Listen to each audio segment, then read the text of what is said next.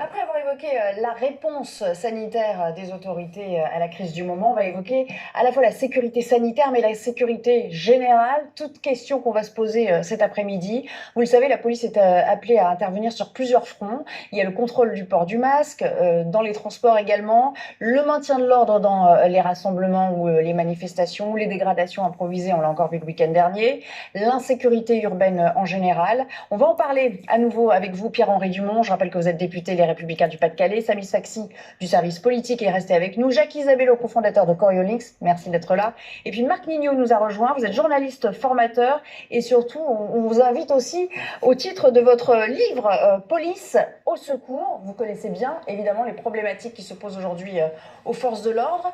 Est-ce qu'il faut établir, je vais me tourner vers vous en premier lieu, des priorités? On a l'impression qu'ils sont sur tous les fronts, qu'ils ont plein de missions.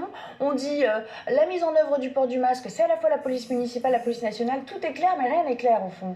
Voilà, je crois que vous avez résumé ce qui ressentent vraiment, enfin j'ai l'impression sur le terrain, c'est qu'en ce moment, il y a une perte de sens dans tous les sens, justement, de la part du gouvernement, de la part de la police, de la part de la justice aussi, et je crois que vous en parlez régulièrement sur les plateaux, c'est ce qui se ressent, c'est ce qui se vit sur le terrain, il y a une perte de sens, et aujourd'hui on se demande qui tient la barre, qui va arriver à réguler un peu tout ça, et là on est sur le thème de la violence en particulier, donc évidemment ça fait exploser les choses, mais il y a en ce moment un vrai questionnement, je pense. Et il faut que tout le monde se mette autour de la table et arrête de discuter. Là, c'est bien, on le fait sur les plateaux télé, mais les gens derrière leur écran, ils en ont marre. Ils veulent concrètement que ça se fasse sur le terrain maintenant. Mais c'est-à-dire que pour être concret, vous qui les connaissez, ces policiers, vous leur parlez, j'imagine, au quotidien pour certains, un jour ils sont affectés à telle mission, et puis le lendemain ou la semaine d'après, ils ne savent pas quel est leur C'est planning, ce que je c'est vous ça? dis, là, ce matin, j'ai dit que j'intervenais, donc je leur ai demandé, pour certains de me contacter, de me dire, ils en peuvent plus, c'est-à-dire que les masques, c'est eux, quand c'est pas eux, alors les maires veulent des responsabilités, donc quand ça les arrange, ils veulent des responsabilités, on l'enlève à la police, pour le mettre à la police municipale,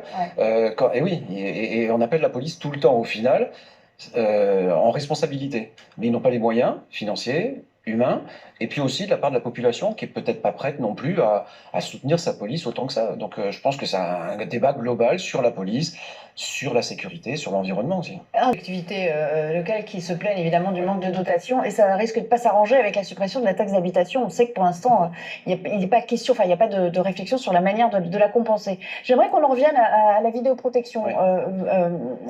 Puisque vous parlez avec les policiers au quotidien, il y a l'idée maintenant qu'on va faire appel à des drones. Ça peut être un outil intéressant, encore faut-il savoir s'en servir parce que c'est un peu plus technique que. Il faut de la formation, voilà. Dès qu'on dit quelque chose, je pense que quand on parle police aujourd'hui, mais dans n'importe quel domaine, dans le journalisme ou comme dans l'autre, quand on parle de quelque chose, on parle de formation derrière.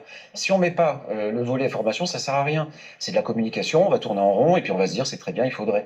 Donc les drones, c'est bien, c'est testé, c'est utilisé en ce moment, mais c'est pas généralisé. C'est pas un usage extensif, quoi. Mais ça va l'être peut-être parce par la pression de l'opinion publique, parce qu'on est dedans, on est dans. Donc on verra des drones sillonner le ciel autour de nous quand on sera dans une rue. On l'a déjà. Moi, je vais vous faire une proposition. On va revenir à la problématique donc, des agressions. Les maires, on l'a beaucoup évoqué sur nos plateaux, les policiers, les conducteurs de bus, les professeurs, les infirmières, avec vidéo à l'appui. Il faut arrêter aujourd'hui de parler d'incivilité. Je sais que les policiers, dans leur ensemble, quand on reçoit leurs représentants syndicaux, ils n'aiment pas du tout ce terme. Ils disent on est vraiment en deçà de la réalité. Moi, je ne traduis que ce que je ressens en discutant avec eux, c'est-à-dire qu'on cherche des mots, des périphrases pour dire des choses.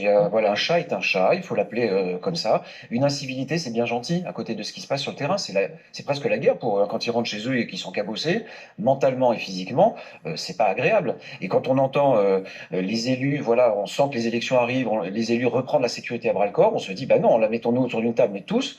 Disons tous ce qu'on a, avec ne cachons pas les arrière-pensées des uns et des autres, et il faut y arriver, parce que sur le terrain, les policiers, ils en peuvent plus, mais ils en peuvent plus, pas seulement ce qu'on dit, c'est ce qui se ressent, il y a des démissions au sein de la police, il y a des gens qui perdent du sens, et s'ils nous aident plus, qu'est-ce qu'on fait et qu'est-ce qu'on fait sans policiers? Alors voilà, qu'est-ce qu'on fait? Ce qui nous